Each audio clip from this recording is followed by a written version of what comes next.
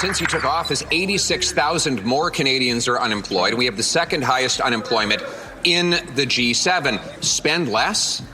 Deficit spending is up almost 100% since this prime minister took office.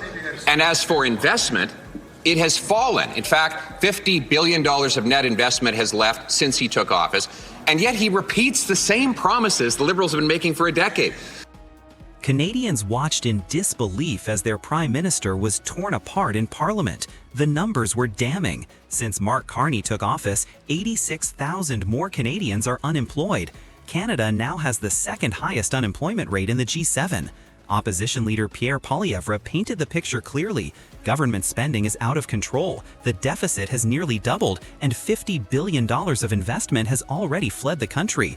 Even the parliamentary budget officer sounded the alarm, describing Carney's fiscal path as very alarming, stupefying, shocking, unsustainable. For ordinary families, this is not abstract debate. It is money taken from their pockets and jobs ripped from their communities. The message was simple: Carney has lost control, and Canadians are paying the price.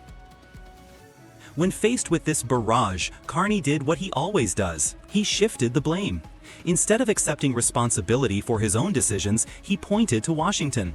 He insisted that tariffs from President Trump on steel, lumber, and autos were the real cause of Canada's economic struggles. But this excuse rang hollow. Other countries facing Trump's tariffs have managed to adapt, striking new deals or protecting investment flows. Canada under Carney has done neither. What he offered in return was a lecture on credit ratings. He repeated again and again that Canada holds AAA status from S&P and Moody's, that the debt-to-GDP ratio is the lowest in the G7. Yet this technical bragging means little to families standing at grocery store checkouts. A credit rating will not pay the food bill. A slogan about building Canada strong will not stop factories from closing. By leaning on ratings agencies instead of reality, Carney looked detached and defensive. The heart of the debate was not numbers on a balance sheet. It was the kitchen table. Canadians know the cost of groceries has soared since Carney took office. Food inflation has outpaced the United States by 50%, a reversal of his own promises. Families are not comparing credit ratings, they are comparing price tags in supermarket aisles. That is why the phrase struggle meals has entered the national vocabulary, a desperate way for people to stretch their budgets by cobbling together low-value meals. This is the lived reality of Carney's policies. He insists there is no GST on groceries and claims carbon taxes have been cut for farms and stores. But these talking points do not erase the reality that wages are not keeping up with costs. Every trip to the store is another reminder that his strategy has backfired. Instead of relief, Canadians face higher bills, weaker investment, and dwindling confidence. The debate ended with an image that should haunt every Canadian. As the parliamentary budget officer warned, Canada is standing at the edge of a cliff. The country is not over yet, but it is staring into the drop. With $600 billion of new debt piled on and no clear plan to restore growth, Carney's policies are steering the nation toward danger. Meanwhile, Trump presses ahead with tariffs, reshaping supply chains in America's favor. Canada, once a key partner, is being squeezed out. Instead of defending Canadian workers, Carney hides behind excuses and slogans. Instead of restoring confidence, he fuels doubt. And for families struggling with jobs lost and food prices rising, the conclusion is unavoidable. Carney's economic playbook has not only failed, it has backfired. Worse days may still lie ahead. Carney promised strength. He promised leverage against Donald Trump. Instead, what Canadians see is a prime minister exposed and outmatched. Trump has pushed tariffs across steel, aluminum, autos, and even farm exports. And while Mexico found a way to adapt, Canada has stumbled. Conservative leader Pierre Poilievre summed it up bluntly. Mr. Carney has unfortunately negotiated out of a position of weakness. That weakness has real consequences: lost jobs, higher prices, and a shrinking economy.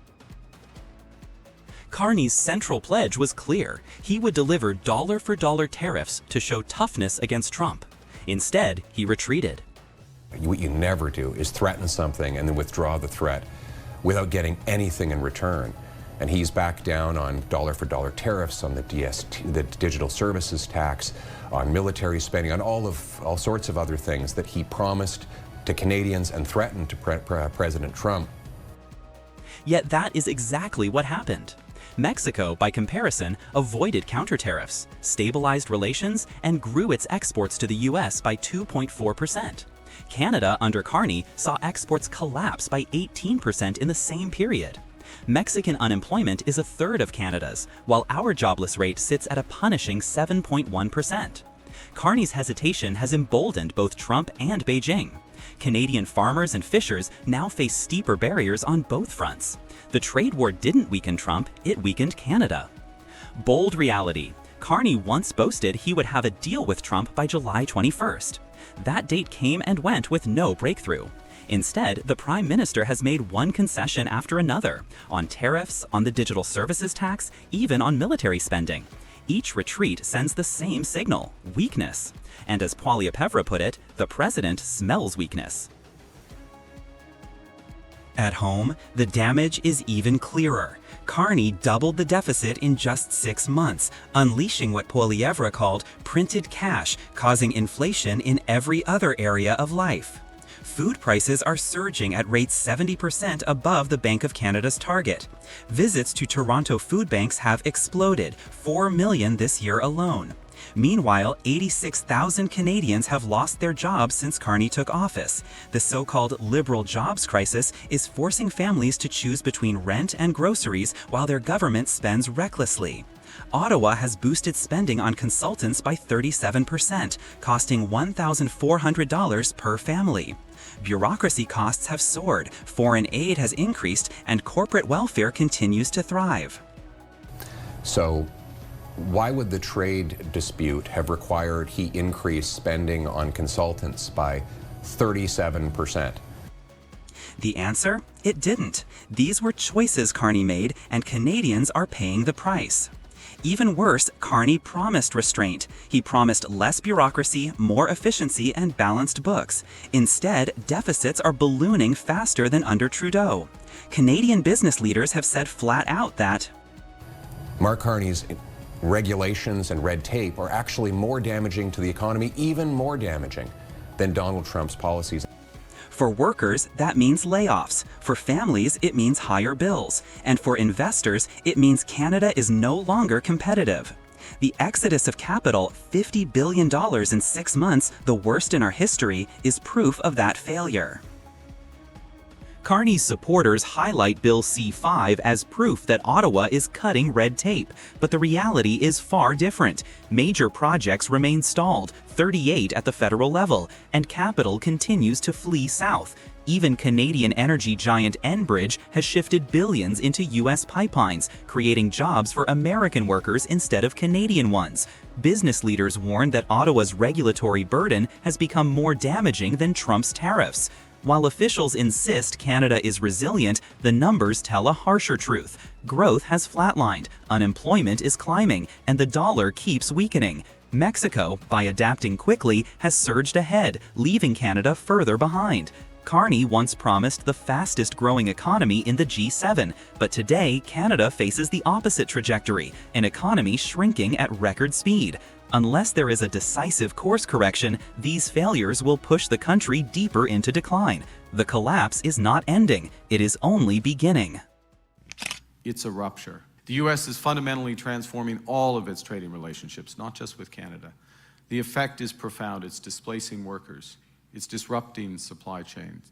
It's causing immense uncertainty that's curbing investment and increasing unemployment. We're over the shock.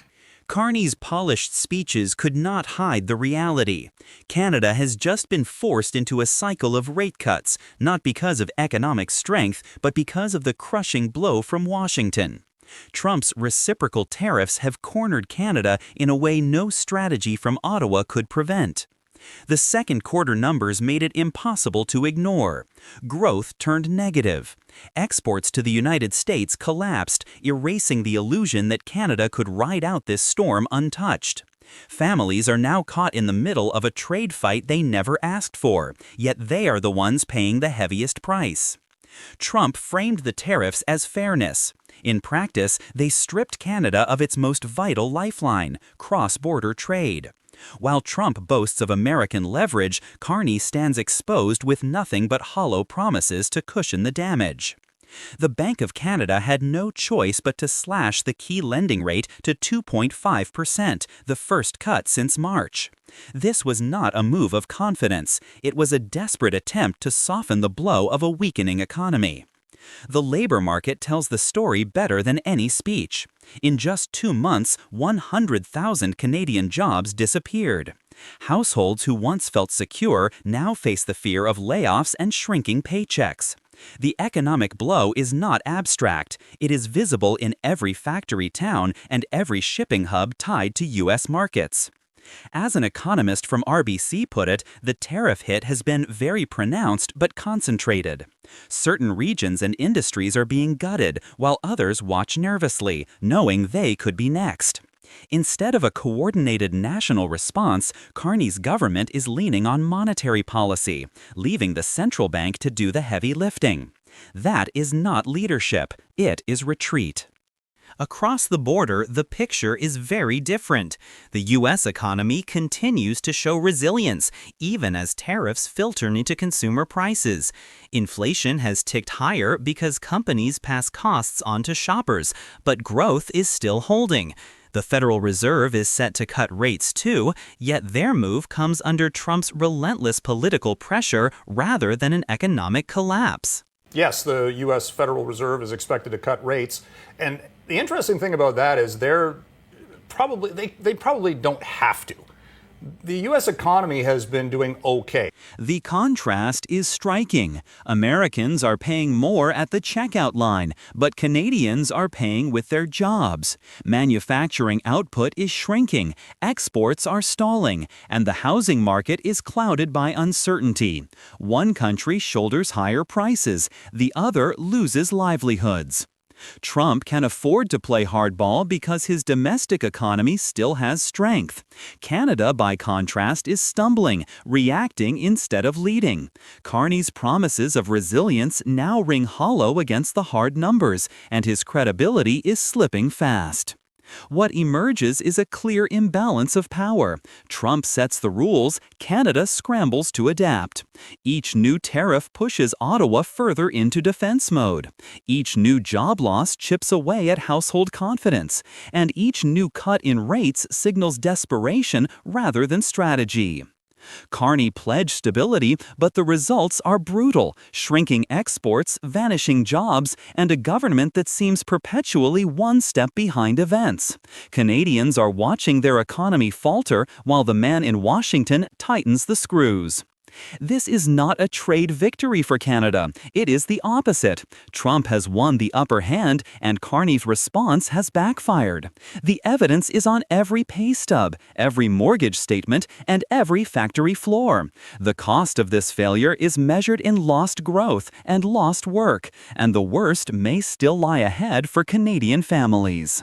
We're starting to see the impact of U.S. President Donald Trump's tariffs as they begin to hit the Canadian economy. The unemployment rate in August ticked up to 7.1%. That's the highest level in 4 years. The Canadian economy shrank by 1.6% in the second quarter of the year. And during that same period, Canada's productivity dropped by 1%, the biggest plunge in 3 years. The warning signs are impossible to ignore. Trump's tariffs are hammering Canada, and the damage is spilling into every corner of the economy. In August, unemployment jumped to 7.1%, the highest in 4 years. The economy shrank by 1.6% in the second quarter, while productivity suffered its steepest fall in 3 years. For ordinary Canadians, these are not abstract numbers. They mean lost jobs, vanishing savings, and mortgage payments slipping out of reach. Families look to Ottawa for leadership, but instead they see Mark Carney promising stability while delivering chaos. What was supposed to be a plan to shield Canada from American pressure is already collapsing under its own weight. At the heart of the crisis lies Carney's budget gamble. He has tried to sell Canadians on a vision of austerity and investment at the same time, as if the government can cut deeply while spending freely. The contradictions are glaring. Ottawa talks about trimming day-to-day operations, yet still fuels massive new projects that push the deficit toward $100 billion. The problem is not just the size of the shortfall, but the mixed message it sends. Businesses see a government chasing slogans rather than strategy, pledging discipline one moment and opening the taps the next. Private capital is retreating, down 10% in the second quarter, just as the economy needs it most. Even the prospect of lower interest rates from the Bank of Canada cannot restore confidence when fiscal policy looks so unstable. Credit agencies are already warning about Canada's debt trajectory, raising the risk of a downgrade that would make borrowing costlier for everyone. What was meant to project confidence now looks like weakness, and markets are responding accordingly. Now the human cost is mounting. More than 1.5 million Canadians are out of work. The employment insurance program, which should act as a safety net, covers barely a third of the unemployed, the lowest rate since 1941. That failure leaves workers completely exposed. Prime-age employees in once secure industries earning six-figure salaries are suddenly watching their homes slip away. In retail and hospitality, low-wage staff face eviction because 55% of minimum wage is not enough to survive. The pain is spreading far beyond those sectors. Auto plants in Ontario are scaling back shifts, steel mills are idling furnaces, and construction projects are stalling as material costs climb under Trump's tariff wall. Every lost paycheck means another family slipping into uncertainty, and every layoff adds pressure to already stretched food banks and rental markets. Carney's government promised resilience, but the cracks in the social fabric are widening. By failing to strengthen EI, by refusing to prepare for a recession, Ottawa has allowed this crisis to snowball. Instead of cushioning the blow, Carney's policies are amplifying it, turning what could have been a slowdown into a spiral of insecurity. Through it all, Canada's dependence on the United States has only grown clearer. The only lifeline left is CUSMA, keeping trade channels open and investment flowing. But even that is fragile, hanging on the goodwill of a president who has shown no hesitation to rewrite the rules. Trump can reopen the deal at any time, and Carney has no strategy to prevent it. Investors know it. That is why private capital is fleeing, leaving Canada with fewer options and less leverage. The reality is stark. Carney is not guiding Canada through the storm. He is being tossed around by it. Trump dictates the terms, and Ottawa scrambles after every move. Canadians pay the price, with higher unemployment, weaker growth, and a future clouded by doubt. And unless something changes, the worst may still be ahead.